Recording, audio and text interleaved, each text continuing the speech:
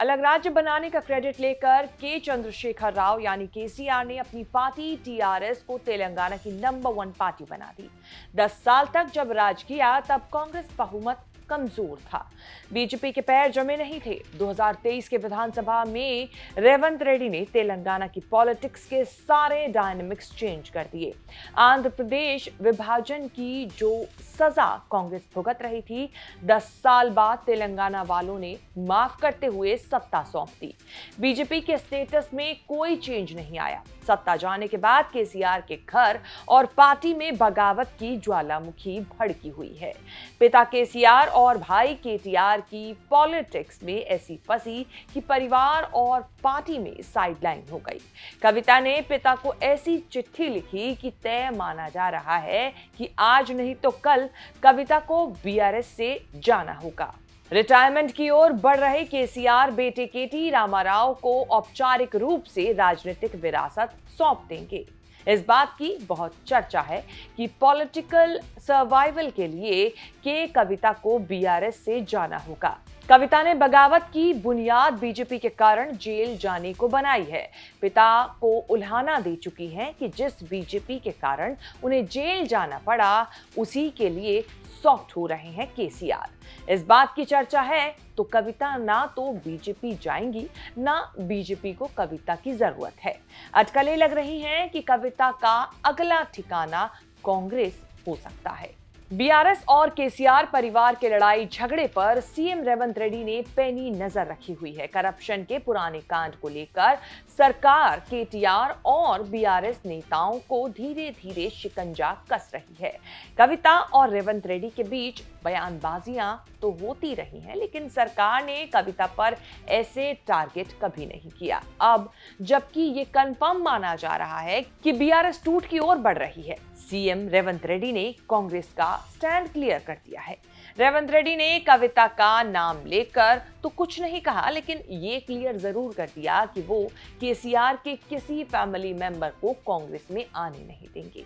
Traitors of Telangana, enemies of Telangana बोलते हुए रेवंत रेड्डी ने कहा कि हो कुछ नहीं रहा है, सब फैमिली ड्रामा चल रहा है ताकि फैमिली पर अटेंशन बना रहे, क्योंकि केसीआर फैमिली तेलंगाना में तेलंगाना पॉलिटिक्स में इररिलेवेंट हो चुके हैं। रेवंत रेड्डी ने सवाल उठाया कि कविता के आरोपों के बाद भी केसीआर अब तक एक शब्द क्यों नहीं बोले। बीआरएस और केसीआर की फैमिली में चल रहे ड्रामे को लेकर बहुत तरह की बातें हो रही हैं।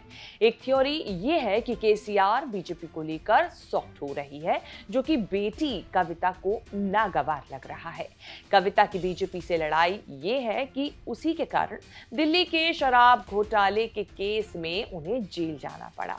दूसरी थ्योरी ये है कि केसीआर की राजनीतिक विरासत की लड़ाई को लेकर वारंगल में बीआरएस का सिल्वर जुबली सेलिब्रेशन हुआ तो पार्टी के ऑफिशियल पोस्टर से कविता का फोटो गायब था। सिर्फ केसीआर और केटीआर की फोटोज ही लगी हुई थी। केसीआर बेटे केटीआर को पहले राजनीति और पार्टी में लाए, बेटी कविता बहुत बाद में आई। कविता के आने तक केटीआर ने पार्टी और सरकार में अच्छा खासा वर्चस्व बना लिया। अब जब केसीआर रिटायरमेंट की तरफ बढ़ रहे हैं, तब चर्चा है औपचारिक और राजनीतिक विरासत चुनने का। केटीआर तो नेचुरल हकदार है, कविता की भी नजर है, लेकिन केटीआर के आगे कविता की दावेदारी कमजोर लगने से परिवार और पार्टी में लड़ाई छिड़ी है। कविता ने भाई के खिलाफ खुलेआम मोर्चा खोला है, ये कहकर कि भगवान शैतानों से घिरा है, मतलब अ गॉड सराउंडेड बाय डेविल्स। कविता का आरोप है कि वो पिता से मिल भी नहीं पा रही है, वर्किंग प्रेसिडेंट ना बनाकर पार्टी से रोल सीमित कर दिया है। अगर कविता को पॉलिटिक्स करनी है तो या तो केटीआर की लीडरशिप एक्सेप्ट करें या पार्टी से निकल जाएं। उनके लिए दोनों ही रास्तों पर कांटे ही कांटे बिछे हैं। रेवंत रेड्डी कांग्रेस में आने नहीं देंगे, बीजेपी से बात बनेगी नहीं। कविता ने बीआरएस में रहकर तेलंगाना जागृति नाम का संगठन खड़ा कर लिया है।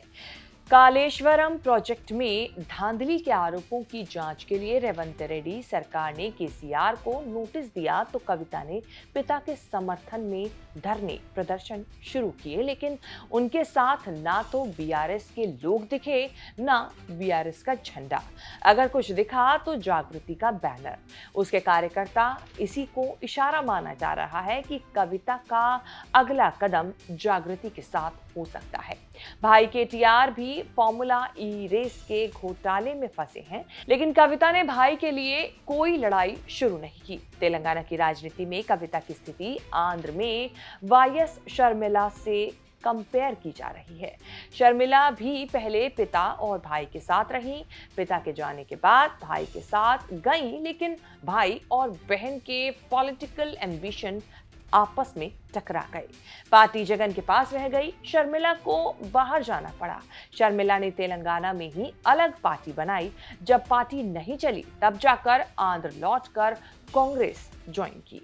शेष भारत की इस रिपोर्ट में इतना ही। उम्मीद है ये रिपोर्ट आपको पसंद आई होगी। इसे लेकर आपकी क्या राय है हमें कमेंट सेक्शन में जाके अपनी बात जरूर बताएं और इस तरह की खबरें आगे भी देखने के लिए बने रहें न्यूज़ तक के साथ।